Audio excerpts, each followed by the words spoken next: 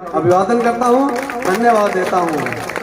और मैं तो ये कहना चाहता हूँ कि संघर्षों के साए में इतिहास हमारा पलता है, जिस ओर जवानी चलती है उस ओर जमाना चलता है। यानी युवा साथियों खड़े हो जाओ, जब समाज का युवा खड़ा हो जाएगा तो निश्चित रूप से आपको आपकी जो भी मांगे हैं आरक्षण और इसके अलावा जो भी आपकी मांगे हैं उनको मांगने से कोई नहीं रोक सकता।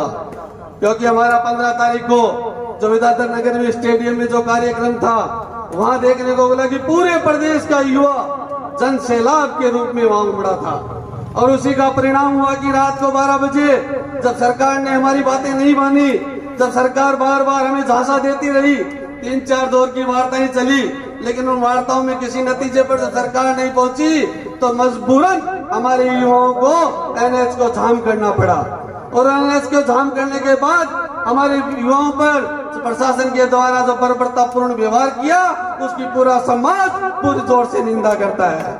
और अन्य समाजों से भी हम अपील करते हैं कि ऐसी बर्बरतापूर्ण घटना की आप सब लोग जिस भी स्तर पे आप कर सके आप उसकी निंदा करें। क्योंकि एक 100 व्यक्तियों पर, 100 हमारे युवाओं पर जिस प्रकार का लाठीचार्ज किया गया, बहुत सी युवाओं के खूब चोटें आई हैं। और हमारे 84 युवा आज भी बंद हैं। और बड़ी विडंबना की बात है कि एनएच जाम करने की धारा न लगाकर 307 की धारा लगे। अरे उन्होंने क्या कोई मर्डर करने के लिए गए क्या वहाँ, तो 307 की धारा लगा रहे हो। तो सरकार से हमारा पूरे राजस्थान में हर जगह अभी छोटे छोटे आंदोलन हो रहे हैं। जैसे हमारे सीपी जी और हमारे मुरारी जी जो भरतपुर से जिन्होंने आरक्षण की इस चिंगारी को ज्वाला के रूप में तब्दील किया है, उनका जो भी आदेश होगा पूरा समाज उनके साथ तन मन धन से लगेगा। और जो भी हमारी मांगे हैं वो सरकार के सामने पुरजोर तरीके से हम सब लोग रखेंगे। आज का ये कार्यक्रम ये मत कहो कि ये कम है, कम कुछ नहीं है। हमारे युवा बहुत संख्या में है। आज का कार्यक्रम की तो लोगों को सूचना हम लोगों ने नहीं दे पाई, क्योंकि आज का हमारा कार्यक्रम भी सांकेतिक धरने का ही था। तो सांकेतिक धरना दे के हमने समाज इसको चेताया है। और फिर भी अगर ये लोग नहीं चेतेंगे तो सैन्य समाज झुंझुनू जिले में बहुत बड़ा है, सब कुछ जाम कर देंगे। जिस दिन हम जाम करने पे उतरेंगे तो सब कुछ जाम कर देंगे। इसलिए प्रशासन से मैं कहना चाहता हूं कि आप समय रहते आप चेत जाओ और हमारी मांग प्रशासन के पास, हमारी मांग सरकार के पास आप पहुंचवाओ। और जल्दी से जल्दी हमारे जो 84 क्रांतिकारी युवा साथी जो जेलों में बंद हैं उन्हें जल्दी से जल्दी आप बेशर्त रिहा करो, वरना पूरे राजस्थान के अंदर ये आग लग जाएगी। और वैसे क्योंकि हम सब वैसे गहलोत साहब हमारे जाति के मुख्यमंत्री हैं, लेकिन पद पे जो भी होता है वो सर्व समाज का होता है। तो उनसे मैं जाति की बात न करके उनसे कहना चाहता हूँ कि आप हमारे समाज को इतने हल्के में मत आंको। क्योंकि आज आपकी भी गवर्नमेंट बन रही है, तो आपकी गवर्नमेंट को भी, आपकी पार्टी को आपके नाम पर पूरे हमारे समाज ने हमेशा वोट दिया है। तो ये हमारे समाज की पहली बार ये मांग है। अगर ये मांग नहीं मानोगे तो आप भी चेत जाओ कि आपका भी क्या होने वाला है। इसलिए मेरी सरकार से निवेदन है कि आप हमारे माड़ी समाज को हल्का मत लागो, क्योंकि माड़ी समाज जीत तो नहीं सकता लेकिन बोरिया बिस्तर समेटने की ताकत जरूर रखता है। इसलिए जो हमारे समाज का अपमान करेगा, जो हमारा साथ नहीं देगा, जिसका वही हाल होना है।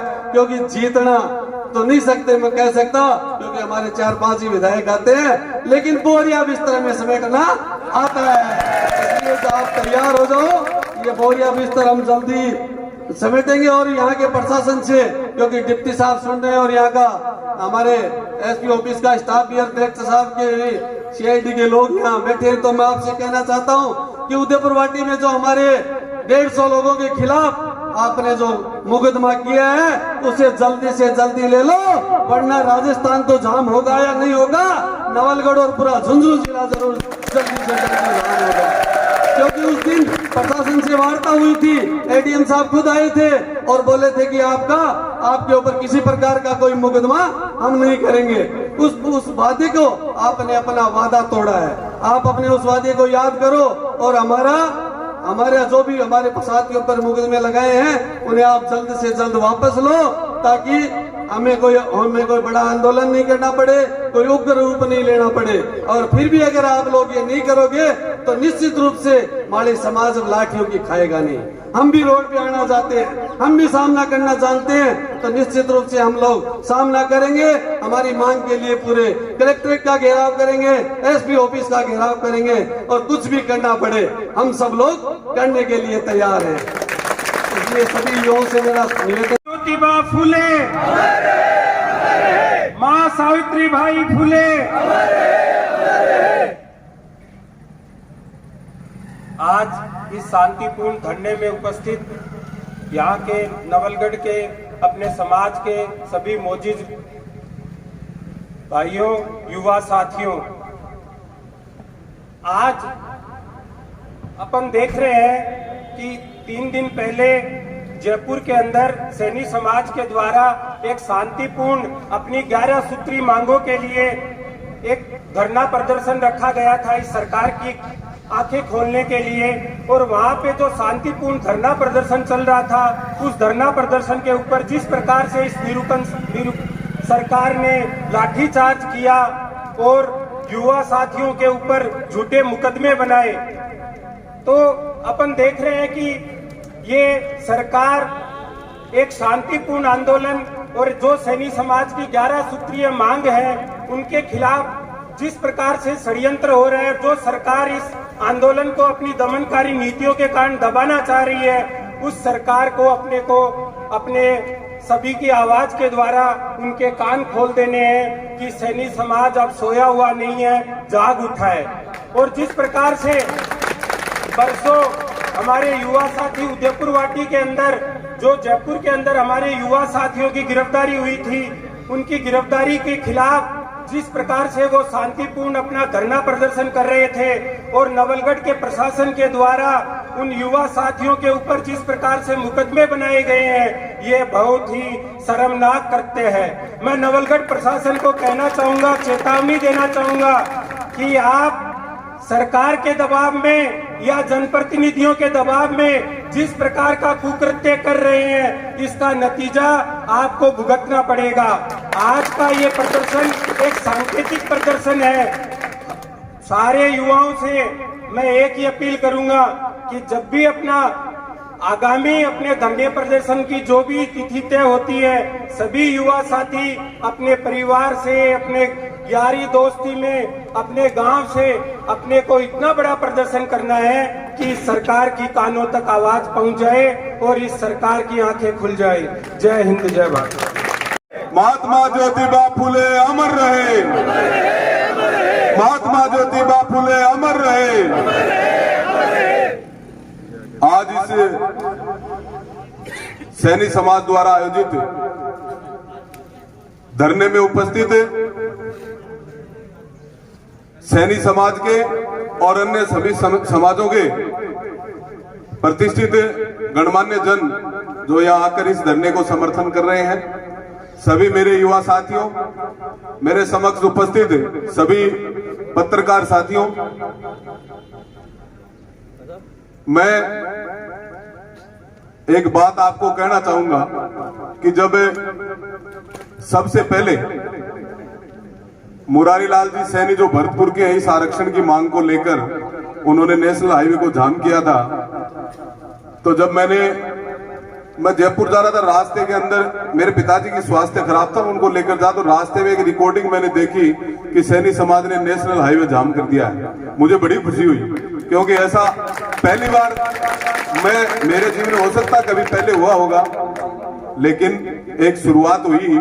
एक गांव में एक बाबा जी चून मांगा कर दो, तो एक महिला थी, उन्होंने चून मांगने जाते होगे जनाब लठ लेके गैल भागती बजाए खतो ना भाई भिक्षा जनाब लठ लेके गैल भागती। एक दिन के बाबा रात गिरने ने बाहर न जा रही, बाबा जी गेट पर मिल गए, बोले भाई भिक्षा जो रात में झोड़ी में गाल दी, बस झोड़ी में गाल दी। जना बाबा जी बोले माई तेरी जय हो, करने कोई सुना रहे, बोले सुसरो जय क्या, बोला झोड़ी में तो राग गाली है। अरे बोलो इन्हें गालना की तो बाढ़ पड़ी, कम से कम है नहीं लठ लेके आ तो।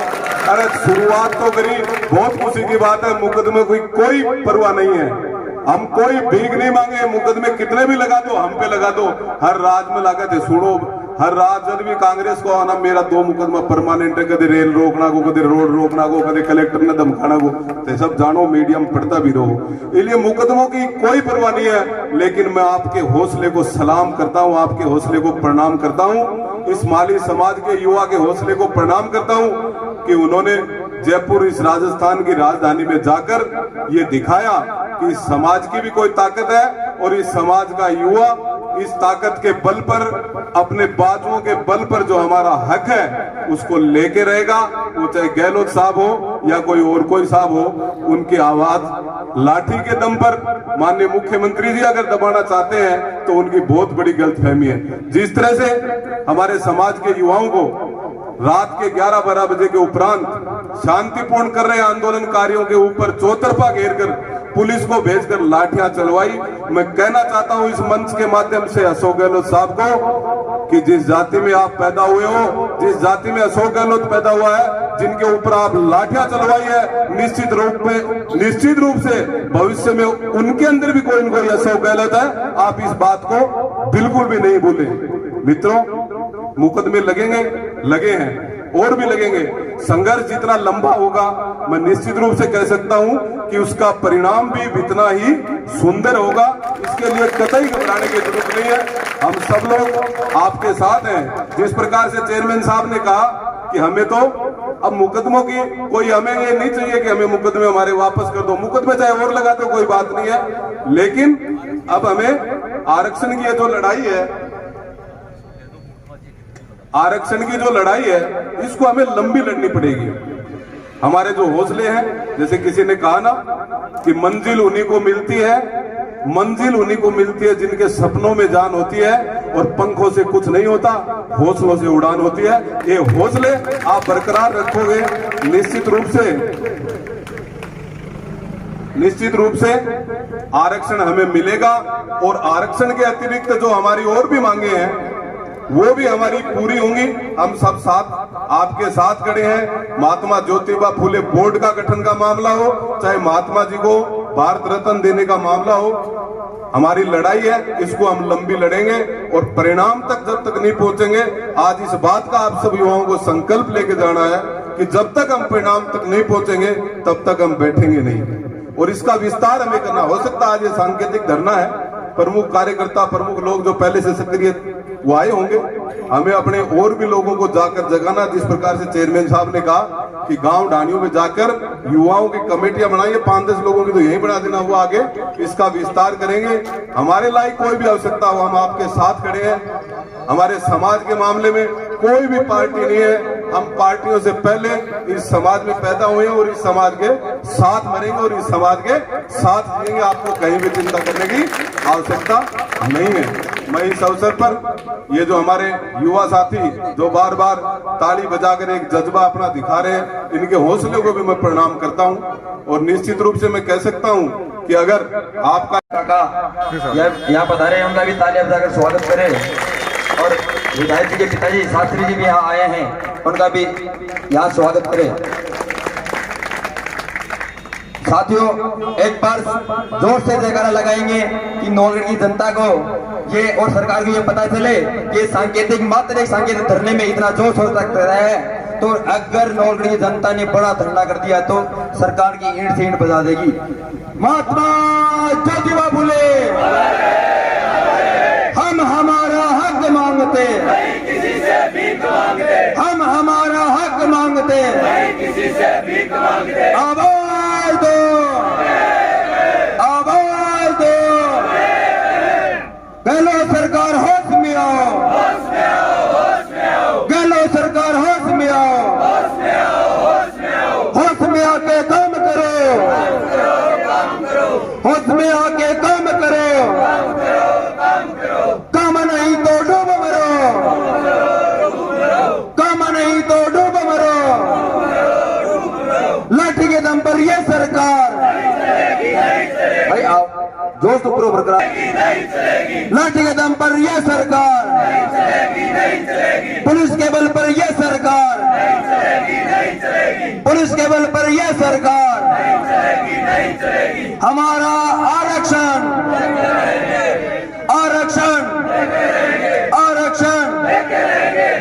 मुकदमा हो साथियों को रिहा करो, मुकदमा हो साथियों को रिहा करो। हम हमारा हक मांगते, नहीं किसी से भीख मांगते। साथियों, सुनने में आ रहा है वफादारी दिखाना चाहते हो और आपको सैनिक समाज के वोट चाहिए, तो विधानसभा में हमारे सैनिक समाज की आवाज उठाइए और हमारे 11 सूत्र की मांगों को लेकर विधानसभा में हमारी मांग रखे। हम देखते हैं कौन सा विधायक पहले विधानसभा में हमारी मांग रखता है, और हम ये भी देखेंगे कि कौन सा विधायक हमारी मांग के खिलाफ बोलता है। अगर जो विधायक सैनिक समाज की मांग के खिलाफ बोलेगा और इस सैनिक समाज उस विधायक को कभी नहीं बख्शेगा। तो इसलिए ये ट्विटर फेसबुक अकाउंट से ये सैनिक समाज बोलने वाला नहीं है, ये भोला वाला सैनिक समाज अब तक चुका है, पहले वाला सैनिक समाज नहीं है। ट्विटर और फेसबुक की जो आपने जो सहमति दी है उसके लिए तो धन्यवाद, लेकिन जो सरकार में जो नुमाइंदे हैं वो जब तक विधानसभा में हमारी आवाज नहीं उठाएंगे तब तक ये सैनिक समाज आपसे भूलने वाला नहीं है। साथियों, दोस्तों, आरक्षण और जो 11 सूत्रीय मांग है ये हमें लेकर ही रहना है और लेने के लिए हमें संघर्ष करना पड़ेगा, क्योंकि कोई भी चीज या कोई हक मांगने से नहीं मिलता है, हक को छीनना पड़ता है और छीनने के लिए संघर्ष करना पड़ता है। तो संघर्ष करोगे दोस्तों, इसी जोश और उल्लास के साथ लगे रहो और अपने मित्र को, जितने भी मित्र लोग हैं उन मित्र को आप बुलाओ, यहाँ बैठो, उनको जय हिंद, जय भारत, जय फूल। एक बार सभी साथी जयकारा लगाएंगे, महात्मा ज्योतिबा फुले। भाई, नौरगी की जनता ने और सैनिक समाज ने और सरकार ने ये लाग देना चाहिए कि इस सांकेतिक धरना में तो जोश है, तो असली धरना देना है तो बहुत बड़ा जोश आ जाए लो बड़ा। तो इस हिसाब से अपने जयकारा लगाना है। बड़ा भाई साहब हमारे जिला अध्यक्ष पवन जी माउंटिया भी हमारे बीच में आ चुके हैं, जोरदार ताली से उनका स्वागत करें। और हमारी सेना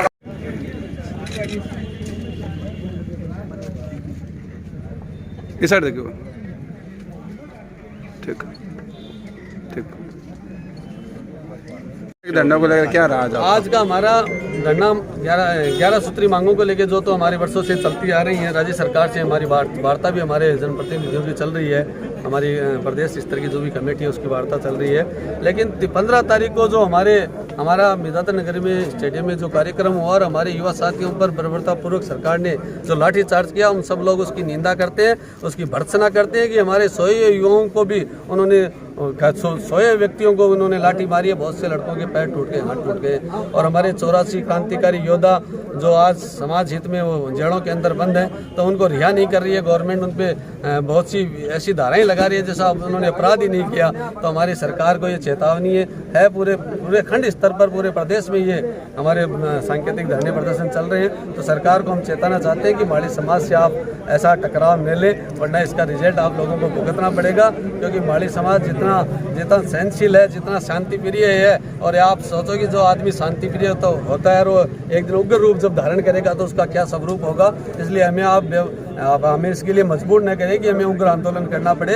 हम जल्दी से जल्दी हमारे युवा साथियों को रिहा करें। और उदयपुर वाटी में एडीएम साहब ने, सबसे बड़ी बात है, एडीएम साहब ने वादा किया था कि हम किसी प्रकार का कोई मुकदमा नहीं लगाएंगे, फिर भी हमारे साथियों के ऊपर उन्होंने मुकदमा लगा दिया। तो हम एडीएम साहब को उनका वादा याद दिलाना चाहते हैं कि अपने वादे को याद करिए, अपने वादे से मुकरिए मत। हमारे साथियों पे उदयपुर में जो मुकदमे लगे उनको आप वापस लीजिए और हमें मजबूर मत कीजिए कि हम रोड पे आए, हमें उग्र आंदोलन करना पड़े। धन्यवाद। आगे का आंदोलन है उग्र होगा। आगे का आंदोलन हम सभी एक कमेटी बनाएंगे और उस कमेटी का जो निर्णय होगा उसी के अनुसार हम आंदोलन करेंगे। महात्मा ज्योतिराव फुले, सावित्रीबाई फुले। सूत्री मांगों के लिए जयपुर के अंदर 15 सितंबर को जो एक प्रदर्शन रखा गया था, एक शांतिपूर्ण प्रदर्शन रखा गया था, उस प्रदर्शन के बाद में जो अपना सरकार के द्वारा मांगे नहीं मानी गई, तो उसके लिए युवाओं के ऊपर जिस प्रकार से सरकार के द्वारा मुकदमे लगाए गए और जिस प्रकार से हमारे 84 युवा साथियों को गिरफ्तारी सरकार के द्वारा की गई, उनके विरुद्ध में सरकार की आंख खोलने के लिए आज ये सांकेतिक धरना रखा गया है। परसों उदयपुर वाटी में भी जो 84 गिरफ्तारियां जयपुर में हुई, उनके खिलाफ जो शांतिपूर्ण धरना प्रदर्शन हो रहा था, उसके द्वारा भी झुंझुनू प्रशासन के द्वारा जो झूठे मुकदमे दर्ज किए गए, उन मुकदमों के विरुद्ध आज ये सांकेतिक धरना दिया गया है।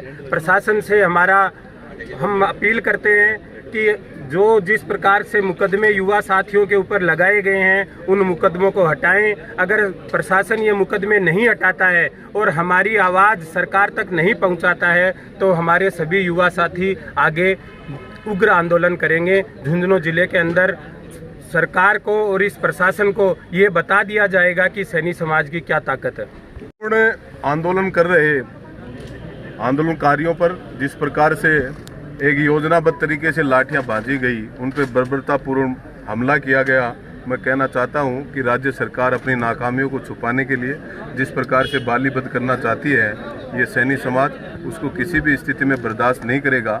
हम सक्षम हैं हमारी लड़ाई लड़ने के लिए। सैनी समाज किसी भी स्थिति में लड़ाई लड़ने के लिए कमज़ोर नहीं है, पूरे राज्य भर में और पूरे देश भर में। इसलिए मैं कहना चाहता हूँ कि ये जो आरक्षण की लड़ाई है, हमारी 11 सूत्री मांग को लेकर, इसको लेकर हमारी जो आरक्षण की लड़ाई है, समाज के साथ कंधा कंधा मिलाकर हमारी जारी रहेगी। और हमारा संपूर्ण समाज आने वाले समय में भी, जब तक ये हमारी मांगे हैं ये पूरी नहीं होती, तब तक इसकी लड़ाई जारी रखेगा। पता है कि राजस्थान में सैनी समाज की 11 सूत्री मांगों को लेकर के वहाँ विद्याधर नगर में धरना हुआ था, सैनी समाज की महारैली हुई थी। उसके अंदर सैनी समाज के प्रतिनिधिमंडल सरकार के पास बातचीत करने के लिए गए थे। उन्होंने कहा कि आप यहाँ आए हो, आप एक बार चले जाइए। देखिए सैनी समाज के प्रति कितनी कुठाराघात सरकार ने की है। वहाँ नाराज सैनियों ने क्या किया, तुरंत NH 8 को जाम किया 14 नंबर हाईवे पर, और फिर रात को सोए हुए 3-4 बजे पुलिस ने सोए हुए सैनी साथियों पर पुलिस ने कायरतापूर्वक, बलपूर्वक नहीं कायरतापूर्वक लाठी चार्ज किया, क्योंकि सरकार को और पुलिस को पता था कि जगह हुए सैनी समाज पर हम हमला नहीं कर सकते, क्योंकि वो ये सैनी समाज है कि सरकार चाहते है कि लाठियों के दम पर ये सैनी समाज डर जाएगा और केस लगाने से सैनी समाज डर जाएगा। मैं सरकार और प्रशासन को कह देना चाहता हूँ, ये सैनी समाज वो समाज है कि आपकी जितनी लाठियाँ पड़ती है उतने तो बाजरा काटता है। जब सैनी समाज उसे छींटे से लग जाती है, आपकी लाठी से, आपकी सरकार की लाठी से क्या डरेगा सैनी समाज। मैं प्रशासन और शासन को कह देना चाहता हूँ कि इस सोए हुए इस भोली भाली कौम को आप जगाने का काम मत करें। अगर आप इस भोली भाली कौम को जगाने का काम किया और गहलोत सरकार के, गहलोत जी के इशारे पर जिस कौम ने वोट देने का काम किया, और तो मैं गहलोत जी को देना चाहता हूँ, जो कौम आपके इशारे पर वोट देना चाहती है, जानती है, तो आपके खिलाफ 2023 में आने वाले चुनाव में वोट की चोट भी देना ये कौम जानती है। तो इसके अलावा आगे क्या रणनीति रहेगी आपकी? ये रणनीति है कि जो उदयपुर वाटी में हमारे साथी में मुकदमा हुआ था, ADM साहब से बात हो गई थी, उसके बाद हमारे चक्का जाम को खोला गया, SDM साहब से हमारी बात हुई थी, फिर हमारे ADM साहब और पुलिस प्रशासन ने हमारे साथ वादा खिलाफी की। इसको लेकर पूरे संपूर्ण सैनी समाज में बहुत बड़ा, युवाओं में बहुत बड़ा आक्रोश है। अगर मैं आपके मीडियम के माध्यम से कह देना चाहता हूँ कि नौलगढ़ की संघर्ष समिति अभी जल्दी बनाएंगे। उदयपुर वाटी की संघर्ष समिति कल बन चुकी है। अगर हमारे मुकदमे वापस नहीं लिए जा